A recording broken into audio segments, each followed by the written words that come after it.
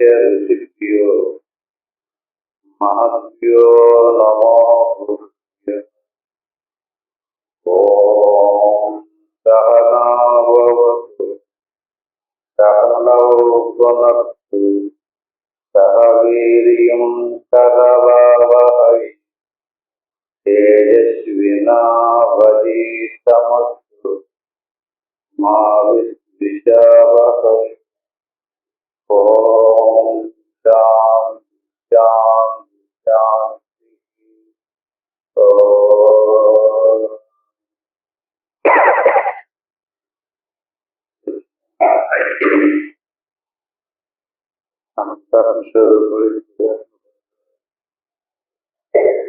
పోయిన వారంలో వివేక చూడమనే గ్రంథంలో 118వ శ్లోకం వరకు ప్రతి వారం జరిగినటువంటి శ్లోకాల ప్రతిమ శ్లోకాలను వివరణ చేసుకుంటాం. ఇప్పుడు దాకా చెప్పుకున్నటువంటి సారాంశం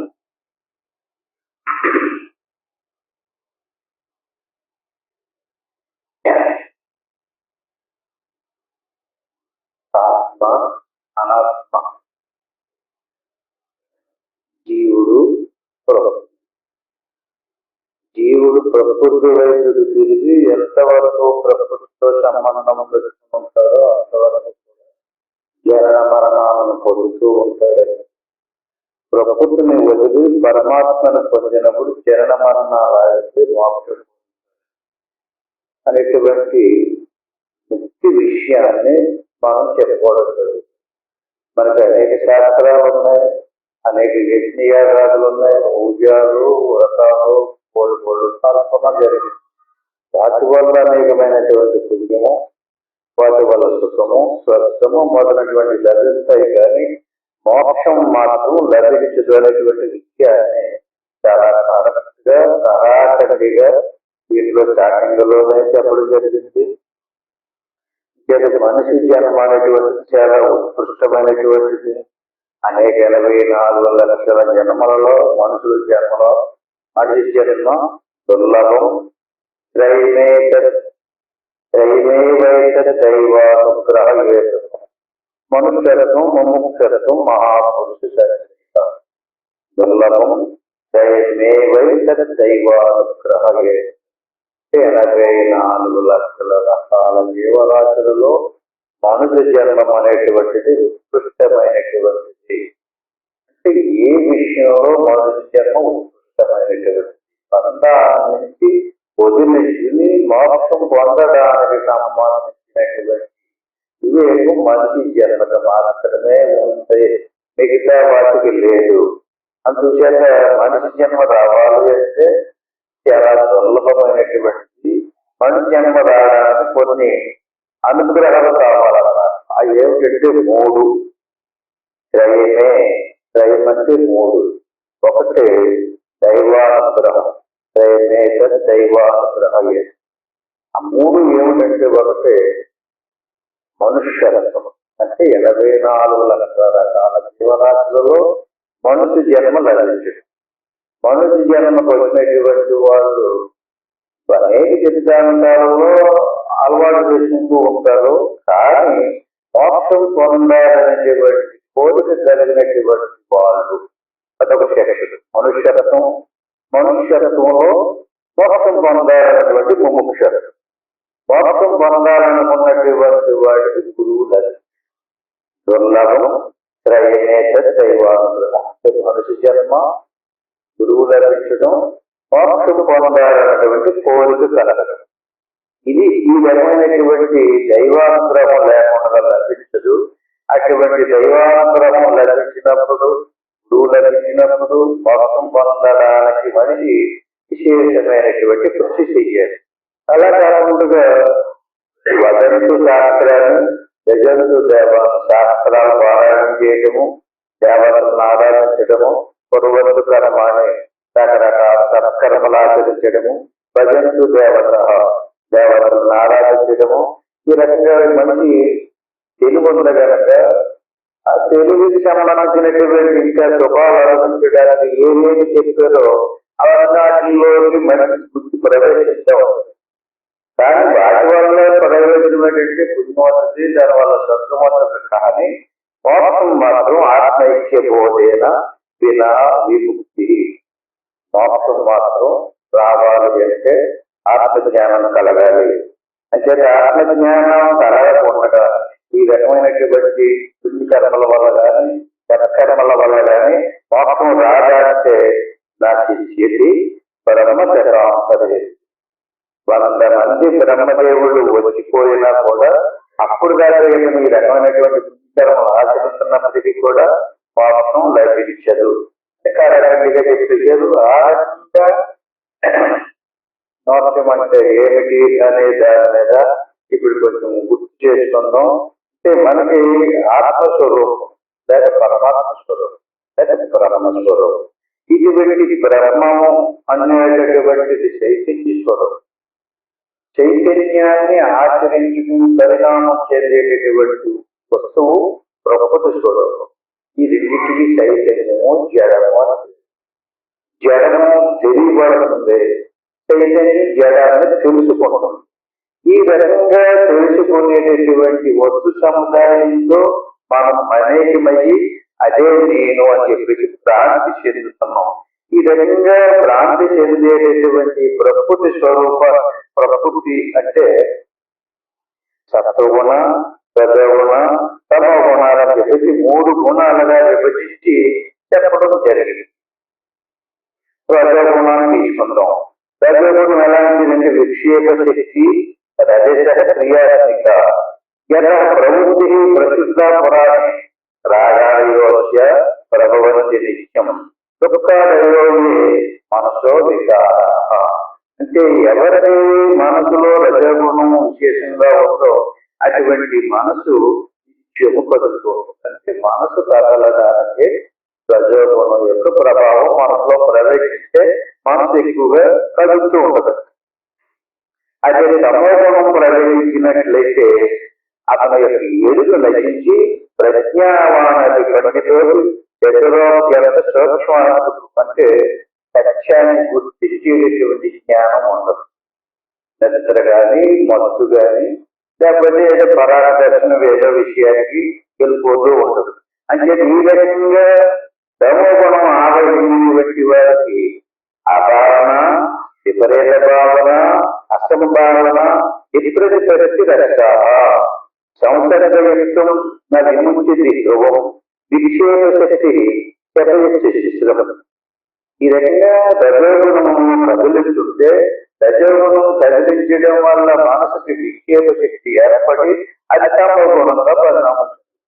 తమోగుణంగా పరిణామం చెందినప్పుడు మనం ఇన్ని రకాలుగా బోధించినప్పటికీ ఆత్మ, పరమాత్మ, బ్రహ్మము ఈ విషయంలో అభావనాభా అంటే ఉంది, ఉందా, ఎలా ఉంది అని దానిని గుర్తించడానికి అభావన, గుర్తించలేనటువంటి శక్తి ఏదైతే ఉందో అది తమోగుణ ప్రభావం. అంటే గ్రహించలేకపోవడం.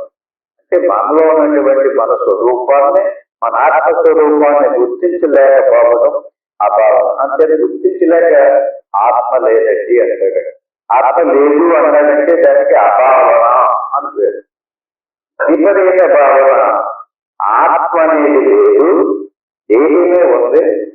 అంటే దేహమే ఆత్మ, దేహమే నేను, దేహము కంటే నేను వేరేగా ఉన్నాను అని తెలియక దేహమునే నేనుగా భావన చేసేటటువంటి విపరీత భావన.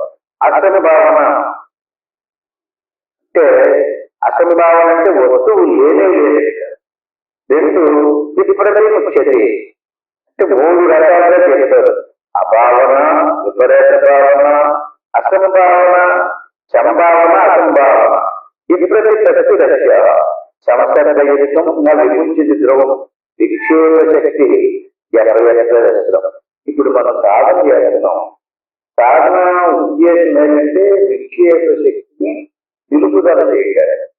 అంటే ఏ ఆలోచన లేకుండా మనసు కదలకుండా ఉండినప్పుడే గురువు గారు చెప్పేటటువంటి బోధ వినడానికి యోగ్యత ఏర్పడుతుంది. ఎంతవరకు మనసుకు ఒక నిదానం ఏర్పడలేదో, విక్షేప శక్తి అనగలేదో, దాంట్లో మనసులో ఉన్నటువంటి 3 భావాలు రచించలేదు. అభావన, విపరీత భావన, అసంభావన. ఏంటిది అంటే ఆత్మ లేదు అనేటువంటిది ఒక అభావన, తెలియలేదు. ఇంకా ఆత్మ లేదు కనుక ఇంకేం కనపడుతుంది? శరీరమే కనపడుతుంది. శరీరము ఆత్మ అనేటువంటిది విపరీత భావన. ఏదైనా ఉన్నది అనడంలో ఉందా లేదా అనేటువంటి సందేహ నివృత్తి కాకపోవడం వల్ల ఇంకొకటి ఏంటంటే సంభావన, అసంభావన, విపరీత భావన, సందేహి, అసంభావన.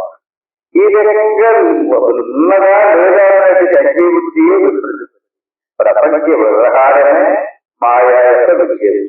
ఈ విధంగా మనసుకి ఒక నిర్ధారణ, ఒక నివారణ రాకపోవడం వల్ల మనసు బహిర్ముఖమైపోయి పరిణామం చెందుతూ వస్తూ పోతూ పుడుతూ చదువుతూ ఉండేటువంటి వస్తు స్వరూపాన్ని తెలుసుకుని అదే నేను ప్రపంచమే ఉంది, లేక నా శరీరమే ఉంది, ఈ శరీరానికి సంబంధించినటువంటి విషయాలు ఉన్నాయి.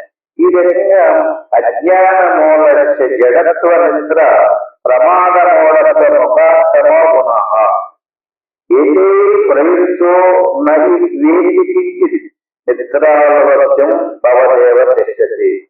ఈ విధంగా విషయాన్ని స్పష్టంగా ఇది ఆత్మ, ఇది పరమాత్మ, ఇది బ్రహ్మము, ఇది నేను ఉన్నాను అనేటువంటి వృత్తిని సరిగ్గా పట్టుకోకపోవడం వల్ల వస్తూ పోతూ ఉండే దాని మీదకి మనసు ఏర్పడటానికి కారణం ఈ సంకల్పమే.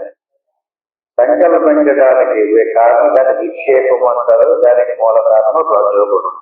ఈ రకంగా అజ్ఞాన మూలస్య జడత్వ నిద్ర, ఈ అజ్ఞానం వల్ల ఆలస్యము, జడత్వము, నిద్ర, ప్రమాదము, ఇలాంటి కూడా మూఢత్వము మొదలైన సమోగుణ లక్షణాలు. ఈ లక్షణాలలో మనిషి ఇరుక్కుని సత్యాన్ని గ్రహించడానికి సంబంధించినటువంటి ప్రజ్ఞానాన్ని కోల్పోతుంది, ఏమీ తెలుసుకోలేకపోతుంది. ఈ రకంగా నిద్రావస్తుల వల్లే, ఒక క్రమం వల్లే జడత్వం వహించి ఒక నిర్ణయాన్ని వచ్చేటువంటి శరీరం ఇదే నేను కొంతకాలం కింద కూర్చొని కొంతకాలం పోయిన మారానంటారు. ఎందుకంటే ఇంకా ఏమీ లేదనేటువంటి భావన మనిషికి బంధించి పడదు.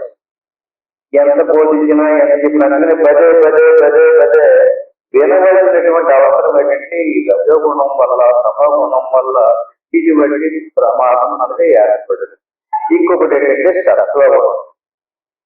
సత్వం విశుద్ధం జలవతరాపి కావ్యం మిలిత్వా శరణాయ కల్పతే యత్రాత్మ బింబ ప్రతిబింబదర్శనం ప్రకార్యచ్చరిత ఇవాలం జలం.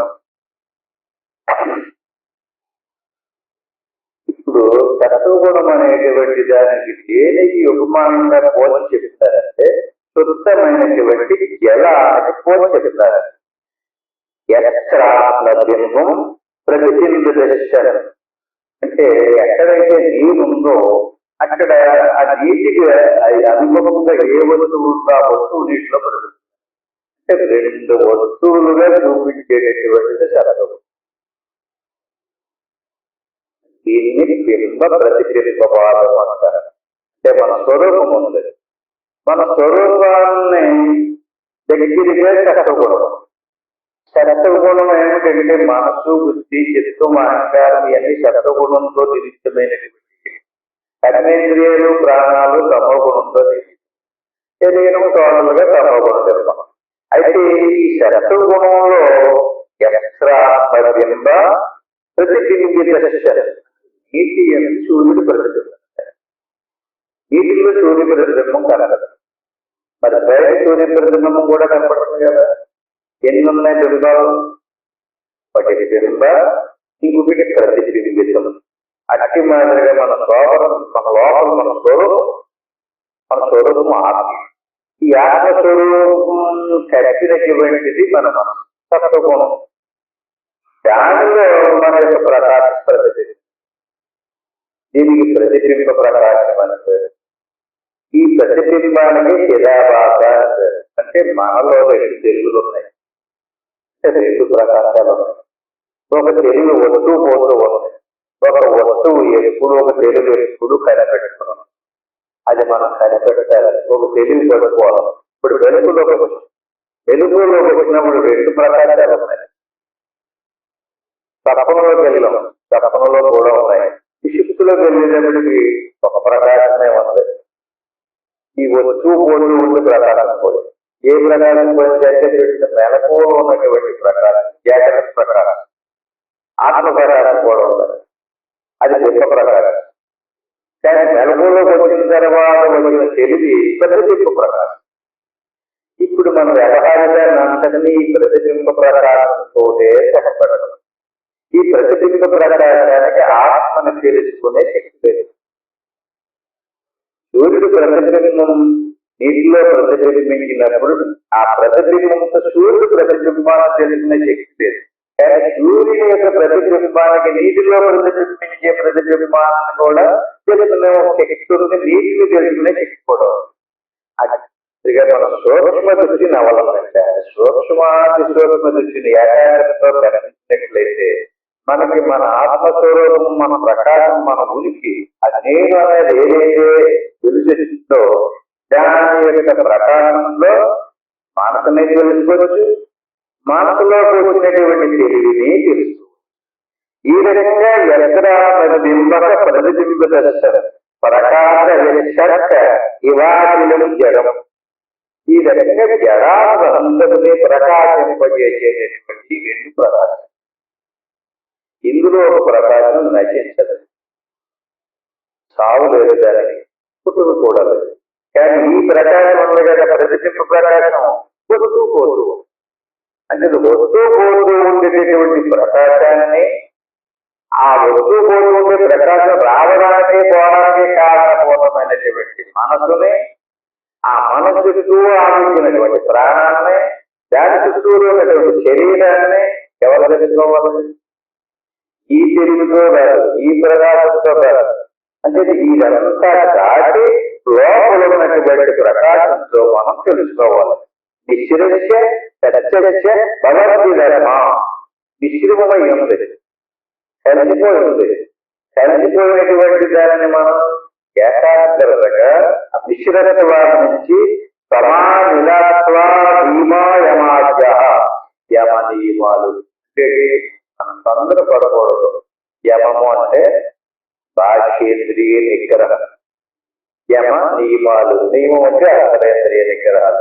అంటే బాహ్యము జ్ఞానేంద్రియాలు, కర్మేంద్రియాలు, బాహ్యంలో ఉన్నటువంటి ఇంద్రియాలని అవి నిత్యమం బయలుముఖం అయ్యేటప్పటికి వాటి మీద ప్రకాశం పడి పనిచేసేస్తాయి.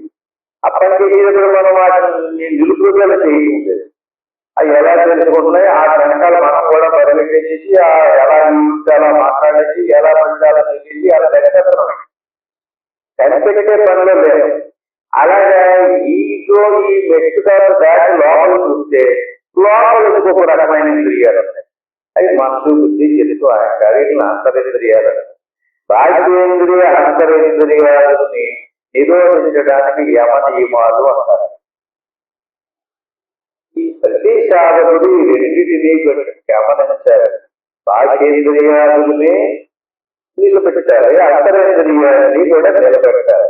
ఈ బాహ్యేంద్రియ నిలవ అంతరేంద్రియాలను నిలుపుదల చేసినప్పుడు ఇంద్రియాలలో ఏముంది? ప్రకాశం. ఇంద్రియాలు పెరుగుతున్నాయి, ఇంద్రియాలు ఉన్నటువంటి ప్రకాశం పెరుగుతుంది. అంటే సాధకుడికి కొంచెం శ్రద్ధ ఉండాలి. ఏదో చేతనం, ఏదో ఉపదేశం పొందేశం, ఏదో నాకు దేవుడు అంటే ఇష్టమైన భక్తి ఉండాలి. దేవుడు అంటే ఎవరు పెట్టుకొని?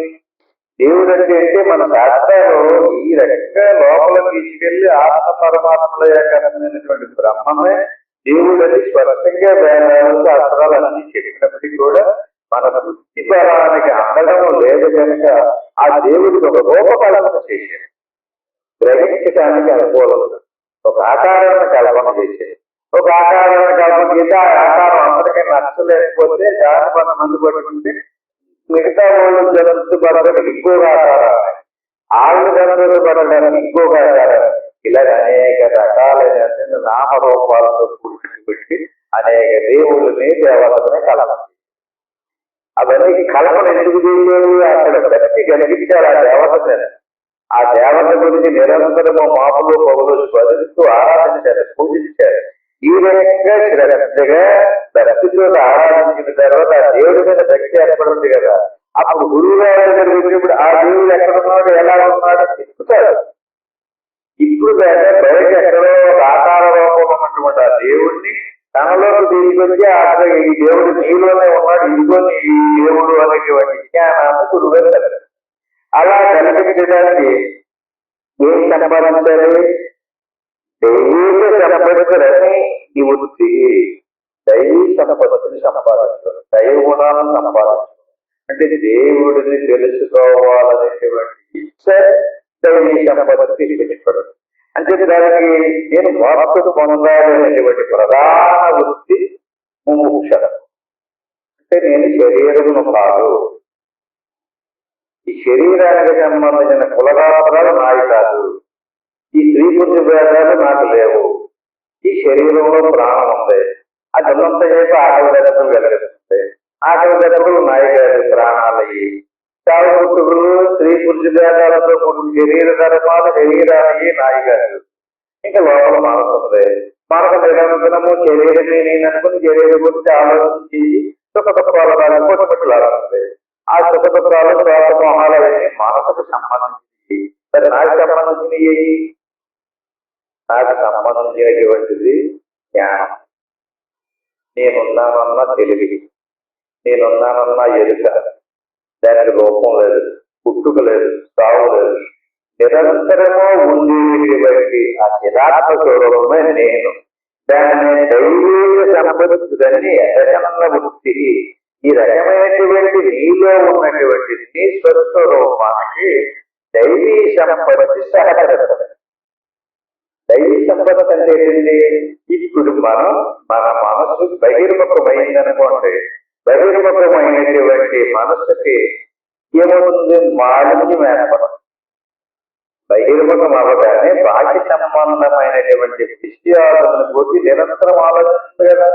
బాహ్య సంబంధమైనటువంటి వస్తువులు ఆకారాలు ఉన్నాయి కదా, లేదా సమగుణ రజగుణాలతో కూడినటువంటి వాటి గురించి ఆలోచించేటువంటి మనసుకి మలినం ఏర్పడదు. అంటే మలినాంతకారణం అంటారు. అంటే ఎవరి మనసు మలినమైపోయింది. మలినమైంది అన్నారనుకోండి, ఎలాగా? బహిర్ముఖం అవ్వడమే మనసు మలినం. బాహ్య సంబంధమైన విషయాలను గురించి ఆలోచించడమే మలినం అవ్వడం. ఏదో తెచ్చి పారేసుకోవడం కాదు. బాహ్య సంబంధమైనటువంటి విషయాలు కళ్ళు కొంచెం శాతం చేసేటప్పుడు బాహ్య సంబంధమైన విషయాలు ఆలోచన వచ్చినటువంటి ఏమైనట్టు మనసు దైవత్వాన్ని నుంచి జారిపోయి ఆశీర్వాదంలో పడిపోతున్నాడు. బాహ్య సంబంధం ఇప్పుడు లోపలికి వెళ్ళిపోయి ఏమైందంటే మనసు మిశ్రమం అన్నాడు కదా, మిశ్రస్య సత్వస్య భవతి ధర్మ. దానికి రెండు ధర్మాలు ఉన్నాయి. మిశ్రమవుతుంది, లోపలికి తీసుకెళ్తే శుద్ధం అవుతుంది, బయట విషయాల గురించి తీసుకొస్తే బలము. రెండు విషయాలు దానిలో ఉన్నాయి. మిశ్రమము కలగాబలము అయిపోతుంది. అంటే మనం ఏం చేయాలి? నిరోధించాలి. యమ నియమాలతో దాన్ని మనసుని ఆపాలి, రానివ్వకూడదు. మనసు సాగంలో కూర్చున్నాం, ఏదో ఆకారాలు వచ్చి ఆ ఆకారాన్ని ఊహించుకుంటూ అలా చేయకుండా ఉండవలసింది, అది అలా చూడకుండా ఉండవలసింది, అలా వెళ్ళకుండా ఉండవలసింది అని అలాగ వెళ్ళిపోతున్నాం. అలా వెళ్ళిపోతుంది ఏమైపోయింది? మనసు మలినమైంది. అక్కడ మనకి ఏమి ఉపయోగించుకోలేదు, యమ నియమాలను ఉపయోగించుకోలేదు. దానివల్ల అరగంట పావుగంట పోరాడి సమయం అయిపోయిందని లేచిపోదు. అలా చేయకుండా ఏం చేయాలి? యమ నియమాలను ఉపయోగించాలి. అక్కడ అది యమ నియమాలు ఉపయోగించాలంటే ఏముండాలి? అక్కడ రెండు వివేకం ఉండాలి. అంటే గురి, నేను మోక్షం పొందాలి. మోక్షం పొందాలి అంటే మనసును ఎలా కోనకూడదు, మనసును నా చేతిలో పెట్టాలి, నా స్వాధీనంలో పెట్టుకోవాలి, మనసును కలగకుండా ఉంచుకోవాలన్నటువంటి గురువు ఉండాలి. గురువు ఉండాలి అంటే ఇంకా ఏమి ఉండాలి? దేవుడి మీద విరక్తి ఉండాలి. దేవుడి మీద భక్తి లేదనుకోండి, ఏదో యాంత్రికంగా కూర్చున్నాం, ఏదో అవుతుంది, ఏ మనంలో ఉందో ఎలాగో మనం ఏదో తెలుసుకున్నాం కనుక ఏదో చేస్తుందో అనుకోకూడదు. దానికి కొన్ని శ్రద్ధ ఉండాలి, భక్తి ఉండాలి, మూడోది ఉండాలి, ముమోక్షం. నేను మోక్షం పొందాలనేటువంటి పట్టుదల ఉండాలి. శ్రద్ధాశ భక్తి ముముక్షుతాశ. ఈ రకమైనటువంటి మూడు ఎవరిలో సంతృప్తికరంగా లభించినయో వాటికి దైవీ సంపత్తి రచన వృత్తి. వాటికి సంతృప్తికరంగా దైవీ సంపత్తి ఏర్పడుతుంది. ఆసురీ సంపత్తి, దైవీ సంపత్తి భగవద్గీతలో అనేక చోట్ల తెలుగుతుంది. దైవీ సంపత్తి ఏర్పడినటువంటి సాధకుడు చుట్టూలు కూడా దైవ శక్తులు పరిగణిస్తా ఉంటాయి. హాయిగా సుఖంగా ఉంటుంది. అతను పెద్ద శ్రమపడిపోలేదు. అతను ఏది అనుకోకుండానే అతనికి కావాలన్నటువంటి విధానం అంతా రూపుదిద్దుకుంటుంది. జీవితం అంతా సుఖకరంగా మారిపోతుంది. మిగతా కూడా కష్టంగా బాధగా శ్రమపడిపోయినట్టు కనపడుతుంది. అక్కడ అంతాలైపోవడం కారణం ఆసురీ శక్తి ప్రభావం. ఆసుర శక్తులు పనిచేస్తున్నాయి. ఇక్కడ దైవ శక్తులు పనిచేస్తాయి. దైవ శక్తులు పనిచేసేటటువంటి సాధకుడి విషయంలో మొత్తం కలకలాడుతూ ఉంటుంది, సుఖంగా ఉంటుంది, ఎప్పుడు ఆనందంగా ఉంటాడు. అతను ఏ సమస్య కింద కనండి. దానికి మూల కారణం దైవీ సంపత్తి యొక్క సహకారణ. ఈ రకంగా విశ్లేష సత్వస్య భవతి ధర్మాః సమానిదాధ్య ధీమా యమాధ్య ముముక్షుతాశ దైవీ సంపత్తి రచన వృత్తి. సాధకుడైనటువంటి వాడు మూడు విషయాలనే గురి పెట్టుకుని ఉండాలి. భక్తి కలిగి ఉండాలి, శ్రద్ధ కలిగి ఉండాలి, మోక్షం పొందాలనుకునేటటువంటి దృఢ నిర్ణయం ఉండి ఈ రకంగా యమ నియమాలను నిరోధించుకున్నట్లయితే సాధకుడికి దైవీ సంపత్తి ఏర్పడుతుంది. దానివల్ల సాధన సునాయాసం అయిపోతుంది. పెద్ద శ్రమ పడగలదు. స్టార్టింగ్ లో ఎక్కువ శ్రమ పడాలి, దాన్ని గ్రహించేటటువంటి శక్తి సరిపోవాలి. విశుద్ధ గుణా ప్రసాద స్వాత్మానుభూతి పరమాప్రదం. ఈ రకంగా దైవీ సంపత్తి వృత్తి చెందిపోంది. సాధకుడి యొక్క గుణం ఎలా ఉంటుందో శుద్ధ సత్వస్య అనలేదు, విశుద్ధ సత్వస్య. మనసు శుద్ధగా మారిపోతుంది. మనసు ఏ రకమైనటువంటి మాలిన్యం ఉంటుంది. అతని దగ్గర కూర్చుని కానీ ఏం మాట్లాడుకుంటే నీకు కూడా మనసు ఆరోగ్య సుఖంగా అయిపోతుంది. కానీ మనసు ఎప్పుడు కూడా ప్రధానంగా విశుద్ధ సత్వస్య. సత్వ గుణం విశుద్ధ సత్వ గుణం. ఇప్పుడు మనకి ఈశ్వరుడికి కూడా మనసు, మనకి కూడా మనసు. ఈశ్వరుడికి మనసు లేకుండా జగత్తును ఎలా చేస్తున్నదండి? మనకి కర్మఫలాన్ని ఎలాగండి? ఆలోచించి చూడండి. బ్రహ్మం ఉంది, ఆయనకి మనసు లేదు. ఆత్మకి మనసు లేదు, పరమాత్మకు బ్రహ్మం లేదు. ఇప్పుడు చిదానందరూ హాయిగా సుఖంగా ఉంటుంది. జీవుడికి మనసు ఉంది, ఈశ్వరుడికి మనసు ఉంది. కానీ జీవుడికి ఉండేటటువంటి మనసు మలినం అయిపోయింది. జీవుడికి ఉండేటటువంటి మనసు మలినం కాకుండా శుద్ధం చేసుకున్నాడు. ఇతనే ఇప్పుడు మనమందరం కూడా మనసును శుద్ధం చేసుకున్నాం అనుకోండి, శుద్ధంగా మనసు మారిపోతే ఈశ్వరుడు అవుతుంది. కానీ అక్కడ ఉపదేశిందని చెప్పలేదు. ఈశ్వరుడు మనసు ఎలా శుద్ధమైపోయిందో జీవుడు మనసు కూడా శుద్ధమైపోయింది అనుకోండి, ఈశ్వరుడికి ఉండినట్లుగా కొన్ని శక్తులు ఏర్పడిపోతాయి. వాటినే దైవీ సంపత్తి అంటారు. అనేక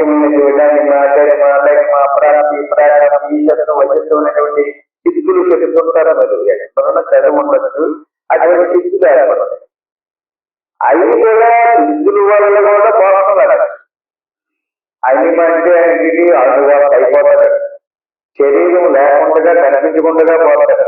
శాతంలో ఇంటికి శరీరం పోయింది, మైపోయింది, కనిపించడం లేదంటే కంగారు పడక్కర్లేదు. శరీరం కనిపించకుండా అయిపోతుంది.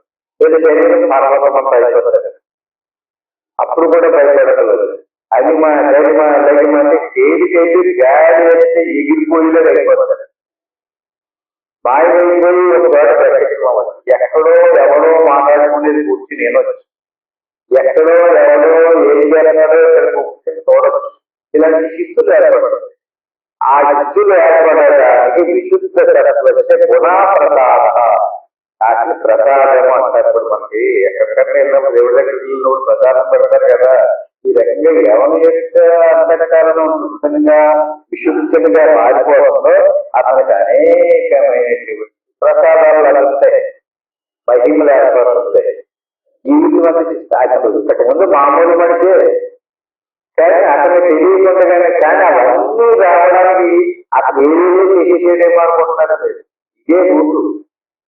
కాకపోతే ఈ మరి మనకెందుకు రాలేదండి చాలా మంది చెప్పమంటే మనం అంత కరెక్ట్గా చేయలేదు. యమ నియమాన్ని పూర్తిగా నిరోధించలేదు, మన గుణాలను మార్చుకోలేదు. ఏదో చరణ యాంత్రికంగా మన సంసార మనాలిక విషయాలు వదిలిపెట్టకుండా ఏదో చోటు విధానంలో సాధించుకుపోతున్నాం కనుక అనుకున్నటువంటి రిజల్ట్ రావట్లేదు. అనుకున్నటువంటి రిజల్ట్ రావాలంటే ఇంకా పూర్తిగా మారిపోవాలి, మనసును శుద్ధం చేయాలి. మళ్ళీ బయటికి రావడం లేదన్నా మళ్ళీ పోతారు ఏం బాధపోయింది అంటే ఆ మనసులో ఉన్నటువంటి ఆ రజగుణ బ్రహ్మగుణ గుణాలను మనం అణుచుకోలేదు, మార్పు చేసుకోలేదు. వాటి అసలై మారాలి, మనమే వాటిని మార్చాలి. ఈ రకంగా విశుద్ధ సత్వస్య గుణ ప్రసాద స్వాత్మానుభూతి పరమా ప్రసాదం. ఎవరికి రకంగా గుణాలను అణుచుకుని యమ నియమాలని ఉపయోగించి మనసును ఏకాగ్రత పడుతుంది, నిరంతరము లోపలకు తిరిగి లోపల స్వరూపము అంటే ఏమీ లేదు. ఇంటికి మన స్వరూపమే సచ్చిదానంద స్వరూపం. మన స్వరూపములను ప్రవేశించినటువంటి ఇవేళ రాలని మనసు కోట్ల యుగాల నుంచి ఆత్మలో ప్రవేశించి ఇవాళ వచ్చి ఇవాళ తెలుసుకుని వారిని ధ్యానం చేసింది. నువ్వు నా స్వరూపం వాడంటే నువ్వు వెళ్తా అన్నమనుకోండి, అంత సులభంగా ఖాళీ చేసి వెళ్ళడం. ఎవరు మనలో అహంకారం ఉన్నాడండి, అహంకారాన్ని ఖాళీ చేయించింది మన శరీరంలో నుంచి అంత సులభంగా పోవడం.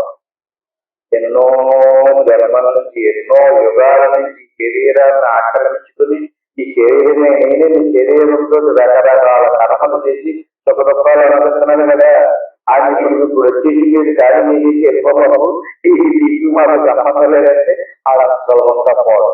అలా పోవాలంటే నింపాదిగా ప్రయత్నం చేయాలి. ఈ రకంగా ప్రయత్నం చేసి గుణాలన్నింటినీ శుద్ధంగా మార్చినట్లయితే విశుద్ధ సత్వస్య గుణాప్రసాద స్వాత్మానుభూతి పరమాప్రసాదం. ఈ గుణాలు ఎప్పుడైతే అడిగినాయో, ఎప్పుడైతే శుద్ధమైనయో అప్పుడు మనలో ఉన్నటువంటి ఆత్మ యొక్క అనుభూతి పరమాప్రసాదం. ఏమేర్పడుతుంది? ప్రశాంతం ఏర్పడుతుంది. అంత సుఖం హాయిగా ఉంటుంది. అది స్వాత్మానుభూతి. మనసు యొక్క గుణం శుద్ధమైపోతే బుద్ధి అంటారు. మలినమైనటువంటిది శుద్ధమైనది, శుద్ధమైనటువంటిది ఇంకా శుద్ధమైనటువంటి విశుద్ధం. అంటే ఏ రకమైనటువంటి మాలిన్యమో లేనటువంటి స్థితి ఏర్పడుతుంది. అటువంటి స్థితిలో ఉన్నటువంటి స్వరూపం స్వాత్మానుభూతి. అప్పుడు ఆత్మ అనుభూతి కలిగింది. దాన్ని శాస్త్రాలు ఏమంటున్నాయంటే ఆత్మ సాక్షాత్కారము అంటున్నాయి. ఆత్మ సాక్షాత్కారం అంటే ఆత్మ కనిపించిందని కాదు, ఆత్మ చుట్టూరు ఆగినటువంటి మాలిన్యం తొలగిపోదు, గుణాలు తొలగిపోదు, శుద్ధమయ్యి సమగుణాన్ని తీసాడు, రజగుణాన్ని తీశాడు, సత్వగుణాన్ని కూడా తీసి విశుద్ధ సత్వంగా పాటి. అప్పుడు తృప్తి ప్రహర్ష పరమాత్మనిష్ట. అప్పుడు అతనికి ఉండేటటువంటి స్థితి తృప్తి అనేటువంటి నిండుగా ఉండడం, తృప్తిగా ఉండడం, హాయిగా ఉండడం, సుఖంగా ఉండడం. ప్రహర్ష ఆర్ష్యం అంటే ఆర్ష్యం అంటే ఎంత మనకు ఆనందం కలగడం, సంతోషం కదా. ఆర్షం ప్రహర్షం పరమాత్మనిష్ట. ఈ రకంగా ఆత్మ దగ్గర నుంచి పరమాత్మ స్వరూపంలో మనసు విలీనమై సదానందరసం సమముచ్యది. ఈ రకంగా నిరంతరము కూడా ఆత్మానందంలో మనసు లగ్నమయ్యి ఇప్పుడుండే మనసుకి తృప్తిగా హాయిగా సుఖంగా ఆనందములో మనసు విలీనమైపోతే ఈ బయటికి తిరిగి బాహ్య సంబంధమైనటువంటి పొరగాలంటే ఎందుకు బాగుంటుంది, అసలు ఎందుకు బాగుకోవాలి, దానివల్ల ప్రయోజనం ఏంటి? దుఃఖం, బాధ, భయం, సమస్య, రోగం. మనసు బయటికి తిరిగి బాహ్య సంబంధమైనటువంటి ఏం చేసినా సరే శ్రమ, దుఃఖం, బాధ, భయం, కర్మ. దానికి ఫలం, దాన్ని అనిపించడానికి మళ్ళీ ఒక చక్రమే ఏర్పడుతుంది బయటికి తిరగడం వల్ల. అదే లోపల ఇది చక్రం ఆగిపోవడం, కర్మ ఆగిపోవడం, కర్మ బలం తెలియకపోవడం. ఇప్పుడు కర్మ ప్రశ్నించింది మనం ఎవరు ప్రశ్నించేది? మనలో ఆత్మ ఉంది, ఈశ్వరుడు పరమాత్మ. పరమాత్మతో కూడుకున్నటువంటి ఈశ్వరుడికి మనస్సు, ఆ మనసు శుద్ధమైనటువంటి సత్వగుణం అంటారు. జీవుడికి మనసు, ఇది బలిన సత్వగుణం అంటారు. బలిన సత్వగుణంతో కూడినటువంటి జీవుడు తన మనసును ఉత్పాదగా తీసుకుని కర్మలు చేశాడు, ఆలోచన చేశాడు. అటువంటి వాటిని ఈశ్వరుడు తన శుద్ధ సత్వగుణంతో ఉన్నటువంటి మనసుతో కనిపెట్టి మనం ఎలాంటి కర్మలు చేసామో వాటిని పొందుతారు. ఇప్పుడు ఆ కర్మ ఫలాలని ఇచ్చింది ఎవరండి? ఈశ్వరుడు. అనుభవింపజేసేవాడు ఎవరండి? ఈశ్వరుడు. ఈయన కర్మలు చేశాడు, ఎలాంటి కర్మలు చేశాడు తెలుసుకున్నాడు. తెలుసుకున్నటువంటి కర్మలకు ఫలితాన్ని ఇచ్చి ఆ ఫలితాన్ని అనుభవింపజేసేవాడు ఈశ్వరుడు. తెలివి ఎందుకని? ఆయన మనసు శుద్ధ సత్వగుణంతో తయారు. మన మనసుకి తెలివి తక్కువ. ఎందుకంటే మన మనసు బాలతో కూడుకు. నీటిల్లో ప్రతిబింబించినటువంటి ప్రతిబింబం స్వచ్ఛమైనటువంటి జలంలో చాలా ప్రతిబింబం. అదే బురద నీళ్ళలో ప్రతిబింబించే ప్రకాశం తక్కువగా ఉంటుంది. అంటే మన మనసులో ఉన్నటువంటి తెలివికి ప్రకాశం తక్కువగా ఉంటుంది. మనసు మలినమైంది జలం. అదే ఈశ్వరుడు యొక్క మనసు శుద్ధ సత్వం. ఈశ్వరుడికి ఇద్దరు భార్యలు అంటారు కదా. అంటే ఎవరిని ఎదురుపెట్టున్నాడంటే గంగాదేవుడు ఎదురుపెట్టారు. ఏంటి గంగాదేవుడికి? మనసే పార్వతీదేవి బుద్ధి. బుద్ధి మనసు ఆయన వాళ్ళుగా ధరించాడు. మన ఎవరి కోసం మనం చేసేటటువంటి కర్మల ఫలాలను మనగా అనుభవింప చేసుకోవాలి. ఈ రకంగా జీవుడు కర్మఫలాలను అనుభవింప చేస్తూ ఉంటాడు. ఆ కర్మఫలాలను అనుభవించడానికి మనం రావడము, ఆ ఫలాన్ని అనుభవించడము జరుగుతుంది. ఇప్పుడు దేని చేత మనం బంధించబడుతున్నాము? ఇప్పుడు చెప్పండి, దేని చేత? శరీరం చేత బంధించబడలేదు, కర్మ చేత బంధించబడడం. ఎందుకంటే శరీరాన్ని లోపల ఉంది, శరీరంలో మనసు ఉంది, శరీరం లోపల జీవుడు ఉంది. జీవుడు శరీరమే నేననుకుని శరీరం కోసం ఆలోచిస్తున్నాడు తన మనసుతో. శరీరం కోసం ఆలోచించేటప్పుడు మనసు ఏమైంది? మలినమైంది. అటువంటి మలినమైనటువంటి మనసుతో శరీరాన్ని ఉపయోగించి కర్మలు చేసి ఆ కర్మ ఫలాలను అనుభవింపజేయడం కోసం కర్మ ఫలాన్ని. ఇప్పుడు మనం ఏదికి చిక్కుకున్నాం? కర్మ ఫలాల నుంచి తప్పించుకోవడం కుదరదు. ఎలాంటి వాడైనా సరే ఆ కర్మ ఫలాలు. కానీ నెక్స్ట్ చెయ్యని కర్మ ఫలాలను ఈశ్వరుడు అనుభవం చేయాలి. చేసిన కర్మ ఫలానికి తప్పించుకోవడం అంటే ఇప్పుడు మనం కర్మ ఫలం నుంచి విడుదల పొందాలి. కర్మ ఫలం ఇప్పుడు రేపు చేయబోయే కర్మ ఎలాగా భరించగలం? ఇప్పుడు చేసిన కర్మ కదండి, చేసిన కర్మ ఫలాల నుంచి భరించడం వదులుతుందా? అంటే ఎవరైతే స్వాత్మానుభూతికి పరమా ప్రశాంతి అంతఃకరణాన్ని రైతు చేసుకుని శరీర ప్రాణమాంసాలు దాటిపోయి ఆత్మస్వరూపాలను తెలిసిన ఆత్మస్వరూపమే నేను అని తెలుసుకున్నాడు అనుకోండి, అప్పటికి ఆయన కర్మఫలమది ఎవరిని బంధించింది? కర్మ. శరీరం అయితే తిరిగి శరీరం ఏది అనుకున్నావునే బంధించింది. ఈ శరీరం నేను కాదని వదిలేసినటువంటి వారికి కర్మఫలం అని వదిలేసేది. ఆ వస్తువు నాదిగానే వదిలేసేటండి. నాదన్నా ఓనే వస్తువు బదులు నాదని తొడకున్నటువంటి వాళ్ళనే బదులు నాకు దాకా వదిలేసేటారు. ఏది వదిలేసేది? శరీర భావాన్ని వదిలేసి. శరీర భావాన్ని వదిలేసి కుదిరిస్తే అంచేత శరీర భాగాన్ని వదిలేసినటువంటి వాడికి తృప్తి పరహర్ష పరమాత్మనిష్ట వదిలినటువంటి వాడికే ఉండదు.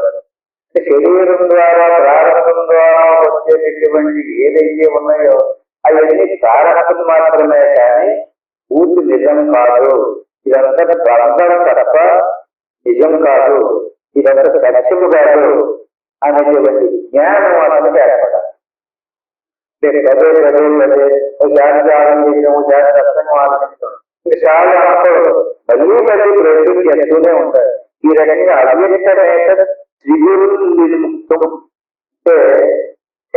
ఎప్పుడు దాకంటే అవ్యక్తమైన త్రిగుడే నిరుక్తం తత్కారం నామ శరీరమాత్మన శక్తి విభక్తవత ప్రవీణ శరీరేంద్రియ బుద్ధి వృత్తి. అంటే మన బుద్ధిని మేలుకొలిపి ఆ బుద్ధి ద్వారా మనం ఏం చేయాలంటే అవ్యక్తమైన త్రిగుణే నిరుక్తం. అంటే రెండు వస్తువులు ఉన్నాయండి. ఒకటి ఇందాక చెప్పినటువంటి స్వరత్మానుభూతి, అది ఎలాంటిదంటే నిరుక్తం నిర్ముక్తం. ఏ వస్తువు లేదు అసలు, సుత్తరమైనటువంటి స్వచ్ఛమైనటువంటి ఆకాశం. దాంట్లో వస్తువు ప్రవేశించినటువంటిది ఎక్కడి నుంచి? ఆ వస్తువు ఎలాంటిది? అవ్యక్తమైనది. అది వ్యక్తం కాదు, దానికి రూపం లేదు, దానికి గుణం లేదు, అది నిర్వికారమైనటువంటి వస్తువు. అటువంటి నుంచి త్రిగుణై దాంట్లో ఏం లేవు, త్రిగుణే నిరుక్తం, గుణాలు లేవు. గుణాలు అన్నటువంటి వస్తువు వేరు, గుణాలు లేనటువంటి వస్తువు వేరు. కారణం నామ శరీరమాత్మన. త్రిగుణాలలో కూడుకున్నటువంటి వ్యవస్థ ఒకటే, త్రిగుణాలు లేనటువంటి వ్యవస్థ ఇంకొకటి. అంటే రెండు వ్యవస్థలు ఉన్నాయి మనలో. త్రిగుణాలలో కూడుకున్నటువంటి వ్యవస్థ ఒకటి, త్రిగుణరహితమైనటువంటి వ్యవస్థ ఇంకొకటి. శిశుక్తి రేఖ నిగతవత ప్రవీణ శరీరేంద్రియ బుద్ధి వృత్తి. ఇది బాబా ఎట్లా జరుగుతుందండి అంటే నీకే తెలుస్తుంది. మనసు పెట్టాలి, గుర్తు పెట్టాలి, నువ్వు సాధన చేయాలి, నువ్వు ప్రశాంతంగా కనిపెట్టాలి. ఎందుకని ఇదే ఆ స్వరూపానికి. గుణాలతో కూడుకున్నటువంటి వ్యవస్థ ఒకటే, గుణాలు లేనటువంటి వ్యవస్థ ఇంకొకటి. సర్వ ప్రకార ప్రకృతి ప్రశాంతి దేశాత్మదేవ ఉద్దేశే విశిష్టి శిల ప్రతీతి కీర్తిన్నది జగత్ ప్రసిద్ధే. అందుకనే తొందరపడడం. ఇప్పుడు పురాణాల్లో కథలో ఏదైనా చెప్తూ వస్తాం, కథ వెళ్తూ ఉంటే కూడా బుద్ధి గ్రహించండి. పట్టేసుకుంటుంది ఆకారం తెలుస్తుంది, స్టోరీ జరుగుతున్నది. ఇక్కడ స్టోరీ జరుగుతుంది, పట్టుకోవాల్సిందేని గుణాలు లేనటువంటి వస్తువు, గుణాలతో కూడుకున్నటువంటి వస్తువు. ఏదేది గుణాలతో కూడుకున్నదో అది దేవత. దేనికి గుణాలు లేవో గుణాలు లేనటువంటిది దేవుడు. రెండు వ్యవస్థలు మనలో పనిచేస్తున్నాయి. ఈ రెండాటి లోపల ఏదేది దేవుడు కాదు, ఏదేది అవసరం, ఏకేంద్రియ ప్రాణ మనో అమాదయ చదివే వికార విషయాదయ యోగాది బోధ నగిలించ విశ్వం అవ్యక్త పర్యంత నిజమానాత్మ. బుద్ధితోటి నీ తెలుగుతోటి దాన్ని ఎలా తెలుసుకోవాలో చెప్పాడు ఇక్కడ. దేహేంద్రియ ప్రాణ మనోహమ అంటే శరీరము, కర్మేంద్రియాలు, జ్ఞానేంద్రియాలు, పంచ ప్రాణాలు, అహంకారము, చదివే వికార, ఇవన్నీ కూడా వస్తూ పోతుంది. జ్ఞానేంద్రియాలు తెలుస్తున్నాయి మీకు, కర్మేంద్రియాలు, అంతరేంద్రియాలు, పంచ ప్రాణాలు, ఇవన్నీ కూడా వికారాలు. యోమాది బోధ నెగిలించే విషయం. భూమి తెలుస్తుందా, జలం, అగ్ని, వాయువు, ఆకాశం, పంచిపోతారు. అలాగే జ్ఞానేంద్రియ, కర్మేంద్రియ, అంతరేంద్రియాలు, ఇవన్నీ కూడా వస్తువులు. ఈ వస్తువులని యోమాది బోధ నెగిలించే విశ్వం. ఈ విశ్వం అంతా కూడా చెబుతారు. ఇదేంటిది? గుణాలతో కూడుకున్నటువంటి వస్తు సముదాయ వికారం. అవ్యక్త పర్యంత నిజం అనాత్మ. అంటే దీనికి ఏం పేరు? అనాత్మ. అంటే ఆత్మ కాదు, అంటే దేవుడు కాదు. ఆకాశము, వాయువు, అగ్ని, జలము, భూమి, జ్ఞానేంద్రియాలు, కర్మేంద్రియాలు, అంతరేంద్రియాలు, పంచప్రాణాలు, ఇవన్నీ కూడా దేవుడు కాదు, ఆత్మ కాదు. ఇదంతా అనాత్మ. మరి ఆత్మ ఏదండి? ఆత్మ ఏదంటే అన్నిటికీ అధిష్టాన స్వరూపమైనటువంటి, అన్నిటినీ తెలుసుకునేటువంటి చైతన్య స్వరూపం ఆత్మ. శ్లోకాన్ని వచ్చేవారు ఇంకా బాగా వరద చేస్తున్నాం, తొడుగుకుంటున్నాం. అది గోపుతారు కారణ పనులు మరీ ఎక్కువగా ఎక్కించదు. నింపాలుగా తెలుసుకున్నాం. ఆత్మ అనాత్మ. ఇదేమి కఠినమైనటువంటి విద్య కాదు. కాకపోతే ఇది కఠినము, ఇది బ్రహ్మ విద్య, ఇది దేగి తెలియబడదు చూడదని దీన్ని పక్కన పెట్టి సునాయాసంగా సులువుగా తెలిసేలాంటి మనకి బోధించారు. అలా బోధించడం కూడా మంచిదే. ఇందులో దాకా ప్రవేశం ఏర్పాటు చేశారు. ఇప్పుడు మనం ప్రవేశం అయింది కనుక కొంచెం మనసు పెట్టి బాగా తెలుసుకున్నట్లయితే అనాత్మ, ఆత్మ, ఏది జడము, ఏది చేసి, ఏది దేవుడు, ఏది దేవుడు కాదు, విభజన తెలుసుకుంటే చాలు. అంటే విభజన తెలుసుకుని ఆ విభజన తెలుసుకుని ఉండడమే జ్ఞానం. జ్ఞానంలో ఉండడమే ఇదంతా అనాత్మ. ఇదా అది మనకే తెలుస్తుంది స్పష్టంగా. ఆ రకంగా తెలుసుకోవడానికి బుద్ధిని శుద్ధం చెయ్యాలి, మనసును శుద్ధం చెయ్యాలి. కనుక ఇలా ప్రశాంతంగా కూర్చుంది. గురుడు బ్రహ్మ, గురుడు విష్ణు, గురుదేవ మహేశ్వర, గురువు సాక్షాత్తు పరబ్రహ్మ తస్మై శ్రీ గురువే. దీన్ని గురు మంత్రం అంటారు. దీన్ని ఒకసారి ఓం నమ శివాయ, ఇది పంచాయతీ మంత్రం. దీన్ని 3 సార్లు అనుకోవాలి. గురు మంత్రం ఒకసారి, పంచాయతీ మంత్రం 3 సార్లు అనుకున్న తర్వాత సోహం భావేన పూజ. సో అంటే అది, అహం అంటే నేను, సోహం అది నేను. అంటే ఇప్పుడు దాకా ఏం చెప్పుకున్నామో అదే విషయం. ఈ అనాత్మ నేను కాదు, ఆత్మస్వరూపమే నేను అనే భావంతో చక్కగా ప్రతిరోజు కొంత సమయంలో అభ్యాసం చేస్తూ. ఇప్పుడు నేను ఓంకారం చెప్పేదాకా చాలా చక్కగా అలా గురిపెట్టి అభ్యాసం చేయండి. ఇంటికి వెళ్ళిన తర్వాత ఎవరెవరికి ఎంత అవకాశం ఇస్తే అంత ప్రయత్నం. ఓం